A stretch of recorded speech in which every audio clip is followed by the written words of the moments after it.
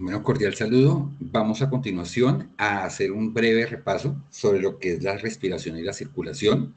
Este tema es un tema que se ha abordado durante todo el proceso de formación de ustedes de muchas maneras y es importante y pertinente en ese momento con relación a lo que veamos de las rutas metabólicas y particularmente porque nos va a permitir también explicar un poco cómo llegan algunos nutrientes, aparte de los alimentos, particularmente el oxígeno, dióxido de carbono, y cómo esos insumos también tienen su ruta de procesamiento dentro de nuestro organismo. ¿Ya?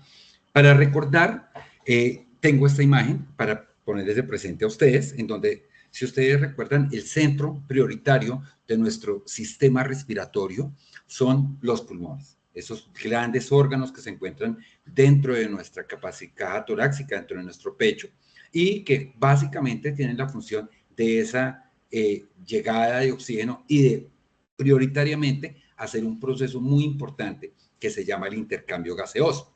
Cuando nosotros respiramos, recuerden que hay dos momentos. Uno es la inhalación, que es cuando yo llevo al interior de mi sistema el oxígeno que tomo del organismo, pero también hay un momento que se llama la exhalación, que es cuando yo expulso ese dióxido de carbono que ha salido como parte de los residuos de mi cuerpo. ¿Dónde se lleva a cabo ese proceso de hacer ese intercambio? Específicamente se va a llevar a cabo en unas estructuras que están dentro de los pulmones, conocidas como los alveolos pulmonares. Son estas unas bolsitas muy similares, yo siempre le digo a los estudiantes, son muy similares a ese plástico que le encarga, plástico de burbujas que traen algunos productos para proteger y que uno es feliz espichando y reventando esas bolitas. Algo así tenemos nosotros dentro de nuestros pulmones. Básicamente, ¿qué hace un alveolo pulmonar? Un alveolo pulmonar es una estructura, es una, como les digo, es una especie de bolsita que está rodeada por vasos sanguíneos muy pequeños, ¿sí? Esos vasos sanguíneos se conocen con el nombre de capilares. Entonces, ellos tienen dos funciones. Por un lado, hay capilares que se encargan de pasar o entregar oxígeno a esas bolsitas, a los alveolos, y por el otro lado hay unos capilares que se encargan de tomar el dióxido de carbono y sacarlo.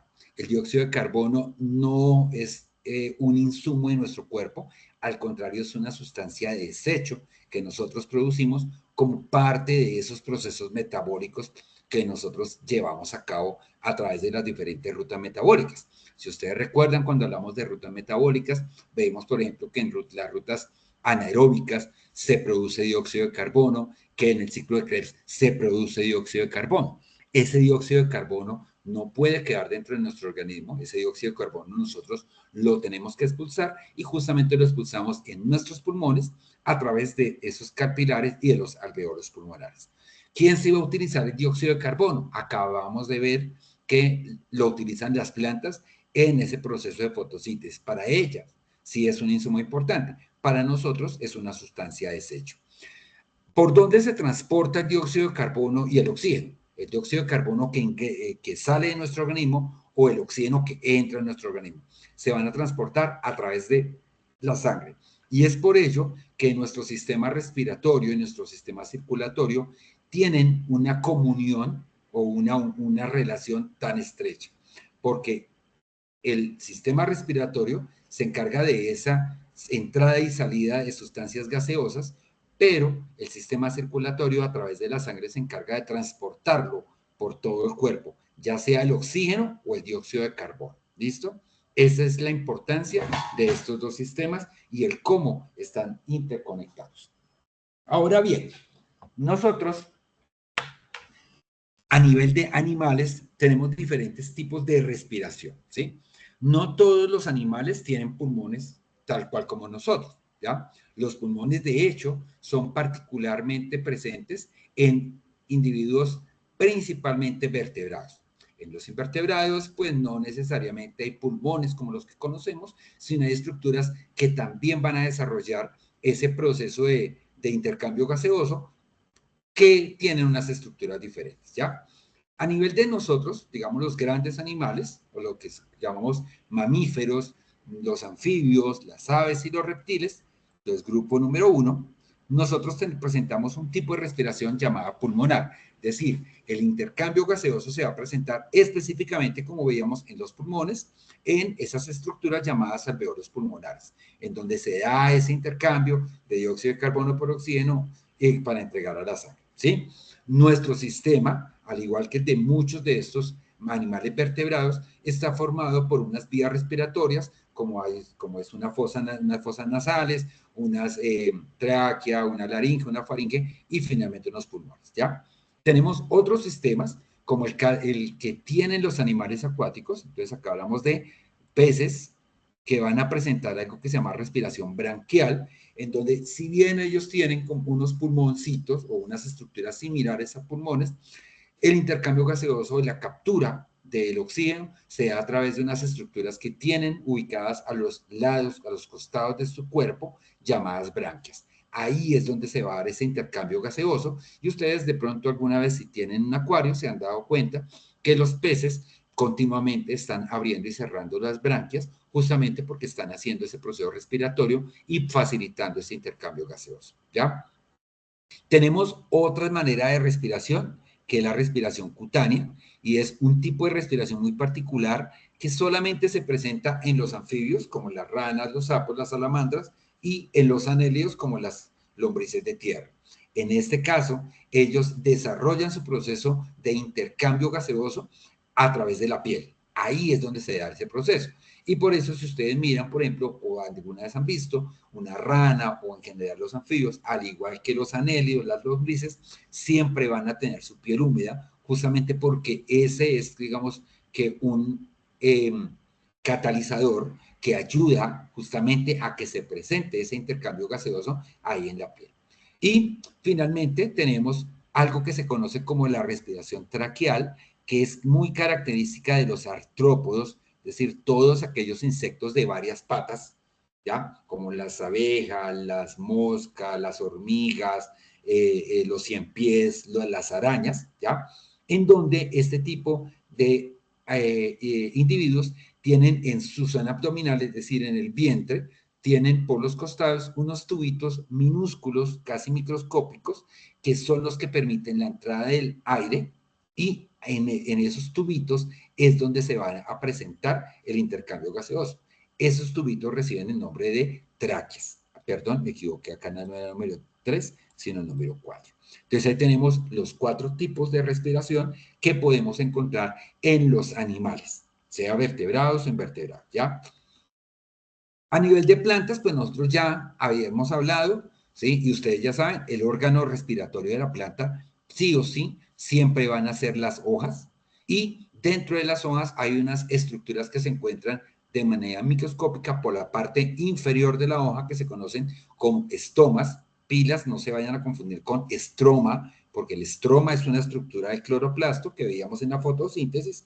Acá hablamos de unos órganos más grandes llamados estomas, que son una especie de boquitas que están ubicadas en la parte inferior de las hojas y se abren y cierran dependiendo la necesidad de captura de oxígeno. Recuerden que la planta tiene que respirar, obviamente ella tiene que tomar oxígeno, pero también tiene que tomar dióxido de carbono justamente para ese proceso de fotosíntesis. Y a nivel de las células, nuestro órgano respiratorio va a ser este organito que tenemos acá, conocido con el nombre de mitocondria, ¿sí? Que es al lugar específico al cual va a llegar en todos los organismos vivos, va a llegar el oxígeno justamente para favorecer el desarrollo de esos procesos, como el ciclo de Krebs o el ciclo de Calvin, ¿ya? Eso es lo que vamos a tener nosotros acá presente, ¿listo? El objetivo de la respiración en general es tomar oxígeno, llevarlo hasta las células, hacer que llegue hasta las mitocondrias y una vez en las mitocondrias, que ese oxígeno promueva esa producción de energía y esa transformación de sustancias y obviamente la formación de nuevos componentes químicos que son importantes para el organismo. Y eso no solamente funciona a nivel humanos, sino a nivel animales en general, a nivel plantas. ¿Listo? Entonces, para que lo tengan en cuenta, Siempre que hablemos de proceso de respiración, sea el individuo que sea, la meta final es que el oxígeno que se captura llegue hasta las mitocondrias, ¿sí? Por eso hablábamos ahorita que la sangre es ese vehículo que va a permitir justamente que el oxígeno viaje y llegue en últimas a las células para poder hacer la entrega del oxígeno y que sea aprovechado por las mitocondrias. ¿Listo? A nivel de los seres humanos, nosotros vamos a hablar, y me voy a volver otra vez un momento al sistema circulatorio, ¿sí? Entonces recuerden que el sistema circulatorio, el de la sangre, se encarga de tomar el oxígeno, el dióxido de carbono, llevar nutrientes a todo el organismo, ¿sí? ¿De dónde lo toma? Pues de los pulmones, ¿sí? Ese oxígeno que entra a nuestros pulmones se entrega a la sangre, ¿sí? Y después de que la sangre lleva, recorre todo el cuerpo y hace todo el proceso que tiene que hacer de entrega de oxígeno, va a la vez recogiendo dióxido de carbono. ¿Para qué? Para llevarlo nuevamente hasta los pulmones y expulsarlo como veíamos ahorita, ¿ya? Ese trabajo del sistema circulatorio se desarrolla a partir de una serie de órganos importantes. El primero, el vital, el corazón, que como ustedes ya saben, es esa bomba que tenemos en nuestro organismo que se encarga justamente de promover esa circulación o movimiento de la sangre a través de nuestro sistema. Pero esa sangre tiene que viajar a través de unos vasos sanguíneos. Entonces, esos vasos sanguíneos, ustedes ven en la imagen, normalmente nos lo representan con color rojo y color azul. Y lo que nos están representando es la presencia de venas y arterias. Las venas, que son las que van a llevar la sangre oxigenada, las arterias, que son las que van a llevar la sangre cargada de dióxido de carbono, ¿sí?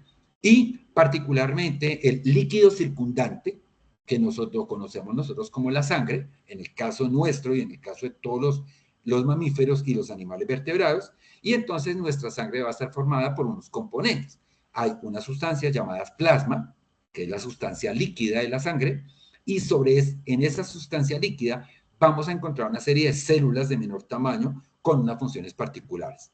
En primer lugar, encontramos los glóbulos rojos, conocidos también como eritrocitos, y los glóbulos rojos particularmente son los que se van a encargar de capturar el oxígeno y el dióxido de carbono para promover el transporte de ellos, ya sea hacia las células o desde las células hacia los pulmones para expulsarlo, ¿sí? Tenemos también unas células llamadas glóbulos blancos o conocidos como el nombre de leucocitos, y estos glóbulos blancos son los que van a cumplir la función particular de estar pendiente de cualquier virus o bacteria que esté dentro del sistema y que pueda generar problemas, encapsularla y eliminarla. Entonces son como los guardianes de todo el sistema circulatorio. Y finalmente encontramos otras células muy importantes llamadas plaquetas, que son las células de forma irregular y cumplen la función muy particular de evitar la salida de sangre del sistema, ¿sí? Principalmente se señala que son las encargadas de la coagulación, es decir, que la sangre se coagule, se vuelva, digamos, sólida, por así decirlo, y los notamos muy particularmente cuando hay una herida. Si ustedes se dan cuenta, que cuando nos hacemos una herida en la piel, hay un momento de sangrado, pero después se va formando lo que normalmente llamamos nosotros la costra, o la costra no es otra cosa que células de este tipo, plaquetas, que se han acumulado y justamente han formado ese bloqueo para evitar que la sangre salga del sistema y se pierda sangre. ¿Listo? Vamos entonces a mirar ahora esa pregunta. Dice, el sistema circulatorio con respecto al transporte de gases, ¿de qué se encarga? Entonces, recuerden que el sistema circulatorio, la sangre, tiene una función particular, tiene que transportar oxígeno y dióxido de carbono. Entonces, miremos cuál es el orden. Dice, A, se encarga de llevar oxígeno y dióxido de carbono desde la superficie respiratoria, es decir, desde el exterior hasta los tejidos.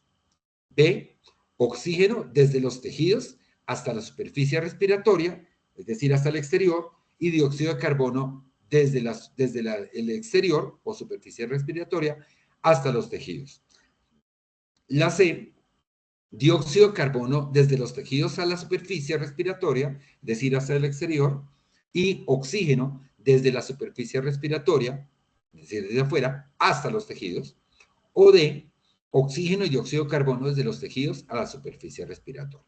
Entonces, miren ustedes que podemos descartar aquí fácilmente las opciones A y la opción D, porque el oxígeno y el dióxido de carbono no se transportan a la par.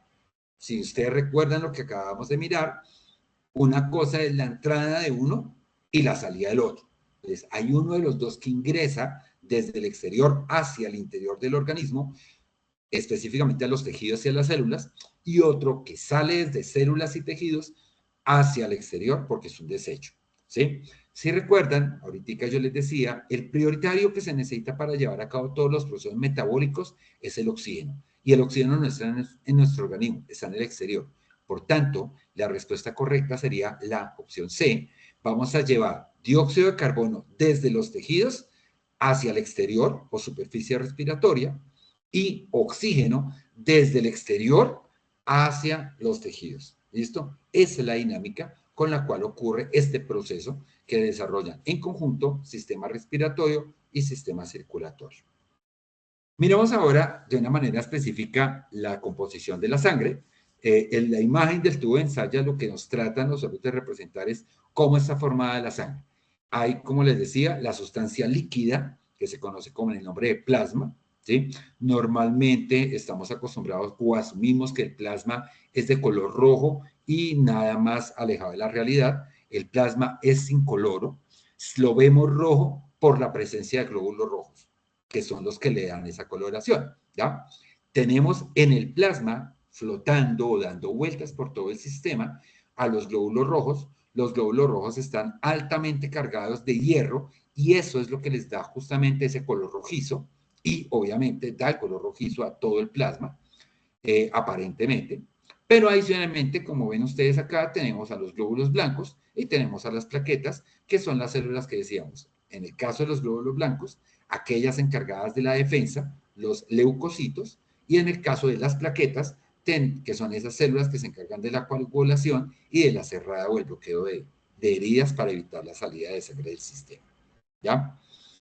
¿Por qué es especial el glóbulo rojo? El glóbulo rojo tiene la función importante dentro del sistema que está relacionada con todos los otros procesos metabólicos. El glóbulo rojo es el que se encarga del transporte de los gases. ¿Cuáles gases? Oxígeno y dióxido de carbono. ¿Sí? Eso es lo que hace el glóbulo rojo, capturar oxígeno, capturar dióxido de carbono y transportarlo por todo el sistema. ¿Cómo hace eso? Gracias a la acción de una proteína que está presente ahí en los glóbulos llamada hemoglobina, que es algo similar a esta imagen que estamos viendo acá, ¿sí? La hemoglobina es en últimas la que se encarga de esa captura del oxígeno y principalmente o su principal componente en el caso de la hemoglobina es el hierro, ¿sí? Cuando una persona, por ejemplo, hay una enfermedad muy particular que da a la sangre y las personas pierden esa fuerza en la sangre y esa capacidad de capturar oxígeno, esa enfermedad se conoce con el nombre de hemofilia, ¿sí? Y uno de los métodos que hay de recuperación de las personas que sufren hemofilia, porque es la baja producción de hemoglobina, es justamente darle suplementos vitamínicos o químicos que ayuden a elevar los niveles de hierro en la sangre y por tanto a promover la producción de hemoglobina, ¿sí? Entonces, para que vean ustedes la importancia de esa molécula de la proteína hemoglobina que está dentro de los glóbulos rojos, ¿sí? ¿Dónde se producen los glóbulos rojos? Que es otro aspecto importante a tener en cuenta. Estos se producen en una hormona que se encuentra en los riñones llamada eritropoyetina, ¿sí? Una hormona que está en los riñones. Entonces, para que vean ustedes dónde se producen glóbulos rojos. Cuando les pregunten dónde se producen específicamente en esa hormona eritropoyetina que está ligada a los riñones. ¿Listo? Vamos entonces con pregunta. Dice, el plasma sanguíneo es A, la fracción líquida de la sangre, B, el conjunto de las células sanguíneas, C, las hormonas que viajan por el torrente sanguíneo, o D, las sustancias de desecho en la sangre. Y recuerden que yo les decía, el plasma es la sustancia líquida de la sangre. Por tanto, la respuesta correcta sería la A. Veamos en esta otra pregunta. Los leucocitos y las plaquetas. Recuerden, los leucocitos son los glóbulos blancos y las plaquetas son esas células deformes que tienen la función de coagular la sangre. ¿Listo? Entonces dice A, la defensa y la coagulación respectivamente, es decir, leucocitos defensa, plaquetas coagulación. B, ambas se encargan del transporte de gases. C, la coagulación en el caso de los leucocitos y la defensa en el caso de las plaquetas, o D, la defensa en el caso de los leucocitos y el transporte de gases en el caso de las plaquetas, ¿sí? Entonces, recuerden, por favor, y eso no lo olviden, las células que se encargan de transportar los gases, oxígeno y dióxido de carbono, son los glóbulos rojos. Por tanto, la opción B está descartada. Al igual que la opción D, que también nos habla de transporte de gases, ¿sí? Nos queda entonces la defensa de la coagulación en la opción A o la coagulación en la defensa en la opción C, ¿sí? Y entonces recordemos, los leucocitos son los encargados de la defensa, las plaquetas son las que se encargan de la coagulación y por ende nuestra respuesta correcta sería la opción A. ¿Listo? Miremos esta pregunta. El número de eritrocitos son los glóbulos rojos, y la cantidad de hemoglobina en la sangre, la hemoglobina es esa proteína que se encarga de capturar o ayudar al glóbulo rojo a capturar el oxígeno y el dióxido de carbono en la sangre, depende de la actividad de quién. A, de la eritropoyetina, B, de la anhidrasa carbónica, C, de la globina o D, de la porfirina. Y recuerden que tanto los glóbulos rojos como la hemoglobina son producidos por una hormona que se secreta en los riñones llamada eritropoyetina. ¿Listo? Y miremos la pregunta número 4 que dice, el dióxido de carbono es transportado a los pulmones. O sea, ¿quién lleva el dióxido de carbono hasta los pulmones? ¿Sí? A, la hemocianina, B, la hemoglobina, C, la anhidrasa carbónica y la porfirina o D, la porfirina. Y recuerden que yo les señalaba que dentro del glóbulo rojo hay una proteína que se encarga justamente de atrapar los gases y el transporte. Y esa proteína se llama hemoglobina. ¿Listo? Entonces, tengan en cuenta, por favor, esos conceptos. Ahora, en términos de tipos de sistemas circulatorios, no todos los animales somos iguales. En el caso nuestro, nosotros tenemos como parte del grupo de los vertebrados, que tenemos una evolución un poco mayor. Entonces tenemos algo que se llaman sistemas circulatorios cerrados. Los sistemas circulatorios cerrados se caracterizan porque tienen vasos sanguíneos para transportar la sangre oxigenada y vasos sanguíneos para transportar la sangre con dióxido de carbono, ¿sí? Justamente dividida para que no haya contaminación de esas sustancias. Esto, ¿dónde se encuentran ellas? Ellas se van a encontrar en estas zonas que nosotros vemos acá señaladas como una especie de red. Esas redes están ubicadas en los alveolos de los pulmones y alrededor de las células. ¿Cuál es el objetivo? Que unas aportan a la célula o al alveolo el oxígeno y las otras recogen el dióxido de carbono para eliminarlo, ¿ya? Ese es un sistema circulatorio cerrado. Tiene los dos tipos de vasos sanguíneos justamente para evitar que haya esa mezcla entre esos gases que necesitan ingresar o salir del sistema. Su contraparte son los sistemas circulatorios abiertos característicos de animales invertebrados. En este caso, si ustedes miran, no tenemos vasos capilares.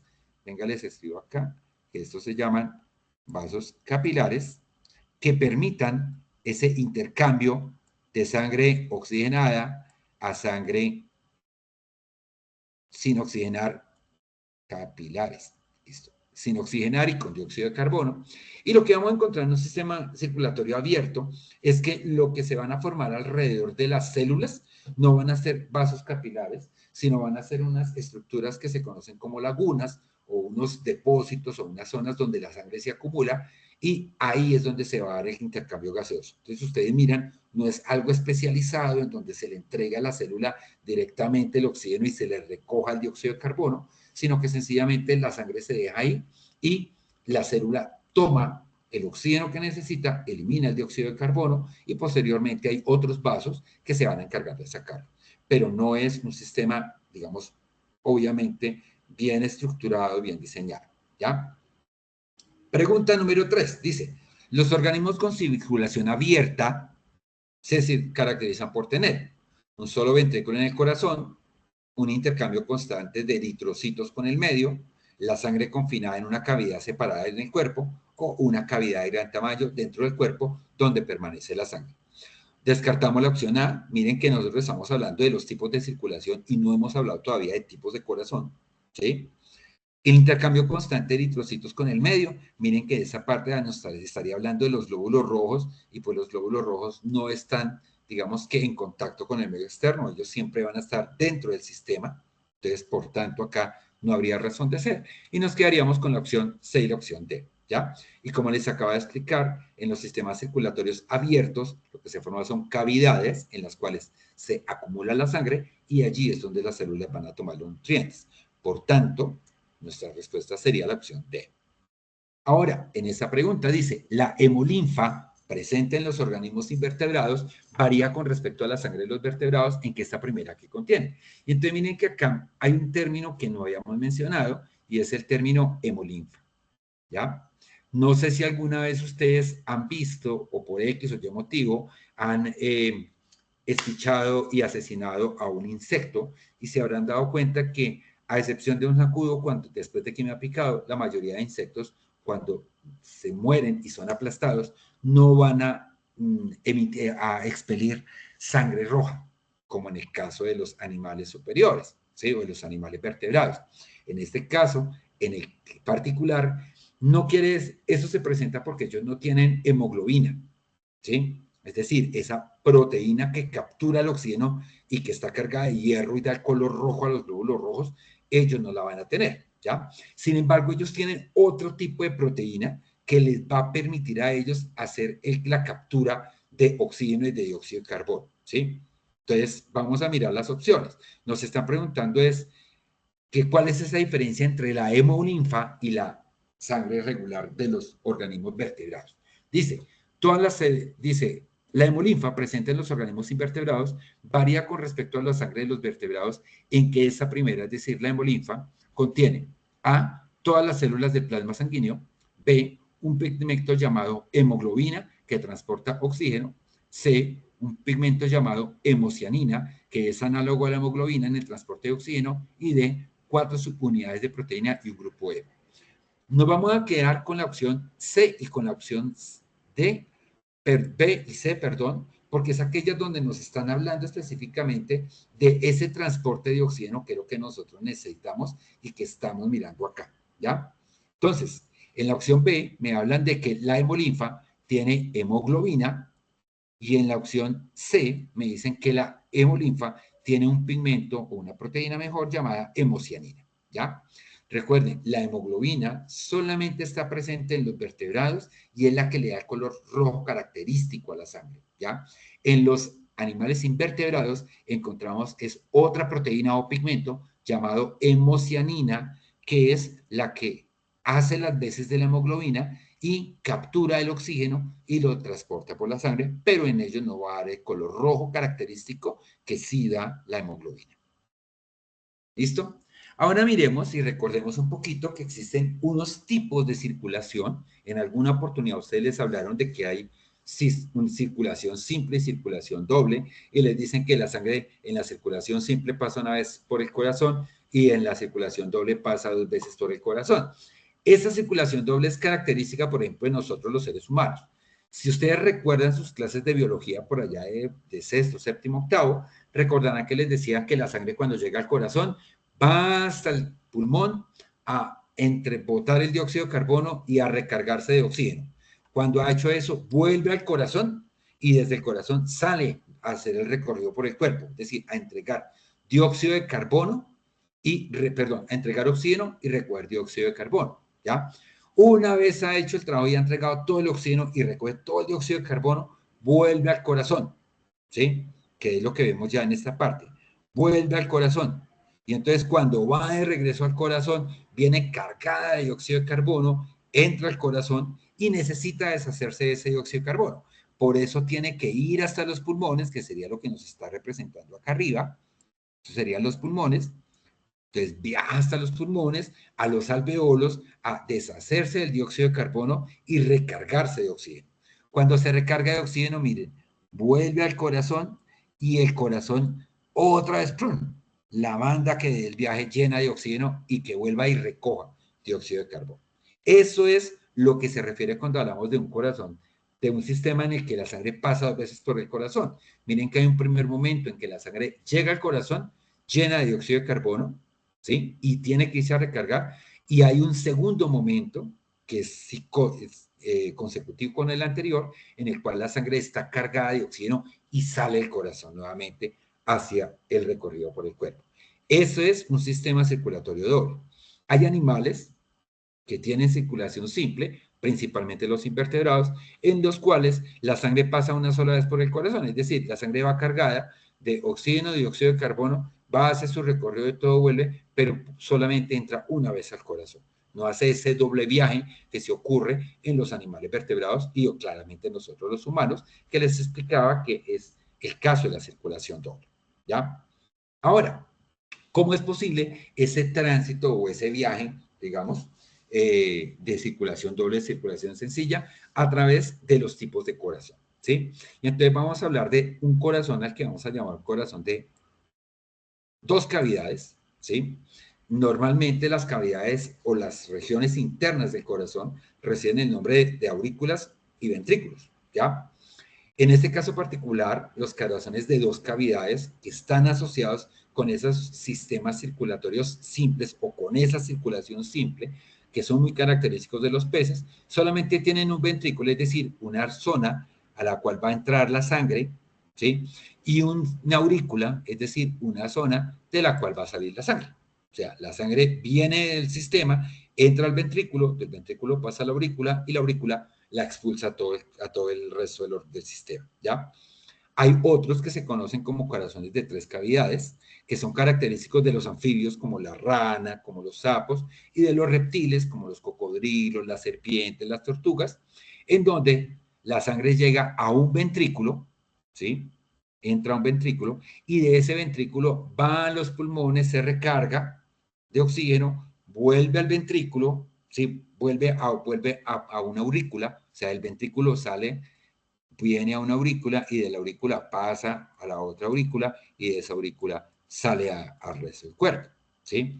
Entonces miren que acá ya tengo algo un poco más sofisticado en donde si bien solamente tengo un ventrículo, sí cuento con 2 aurículas que permiten esa separación de la sangre oxigenada y la sangre sin oxigenar, ¿ya?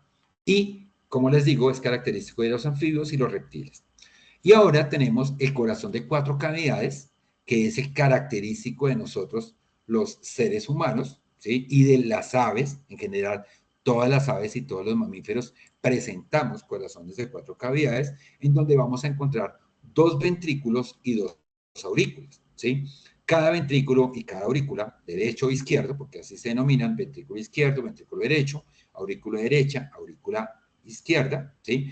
Tienen la función precisamente de evitar esa mezcla entre la sangre llena de dióxido de carbono y la sangre llena de oxígeno, ¿ya? Entonces se reciben en un ventrículo, se mandan para una aurícula, la aurícula lo bombea a los pulmones, después llega ya cargada de oxígeno al ventrículo y del ventrículo pasa a la aurícula y ya la aurícula hace la expulsión final para enviar la sangre oxigenada a todo el cuerpo. ¿Listo?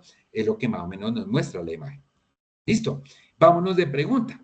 Dice, algo que diferencia el corazón de una paloma del corazón de una lagartija. Entonces, pilas, acá es importante tener en cuenta que la paloma pertenece al grupo de las aves y la lagartija pertenece al grupo de los reptiles, ¿sí? Entonces, en el caso del corazón de las palomas, por ser aves, va a ser un corazón de 4 cavidades.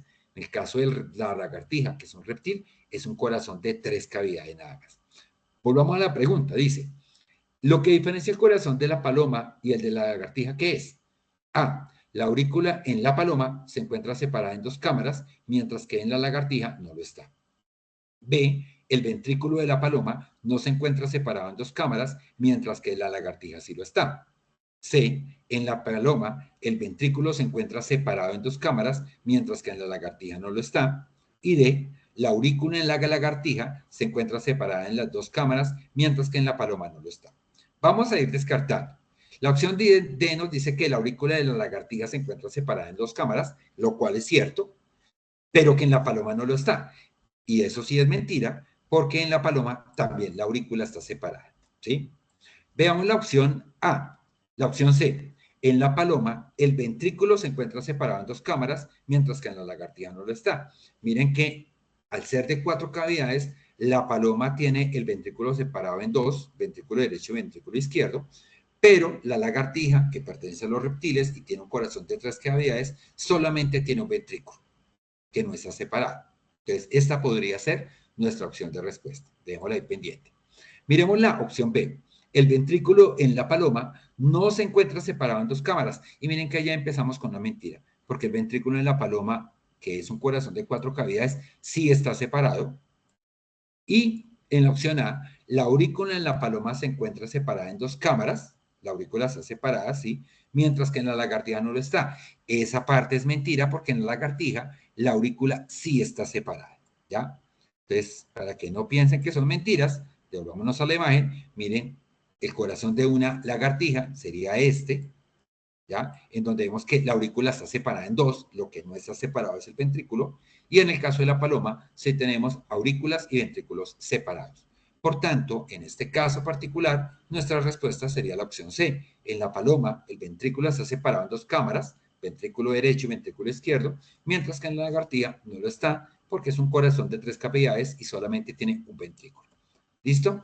Espero este repaso les haya sido de utilidad y muchísimas gracias por su atención. Les invito, por favor, cualquier duda, de todos modos, consulten otros videos, consulten otro material y no se les olvide, por favor, desarrollar siempre las preguntas del módulo porque ese es el insumo que ustedes necesitan para la preparación en su proceso de alistarse para la prueba saber. Muchos éxitos y que estén muy bien.